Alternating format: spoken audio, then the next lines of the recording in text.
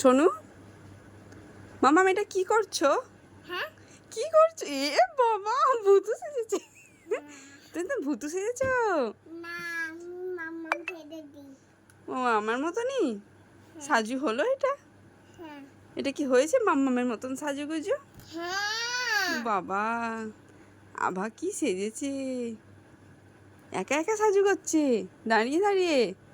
কই হাতগুলো দেখি, ঘোরো এদিকে, কই দেখি কি দিয়ে সাহায্য দেখাও। এ বাবা, এবারে আর কি আছে দেখি, এবার হাত দুটো দেখি, এরকম হাত দুটো দেখি সামনে করো।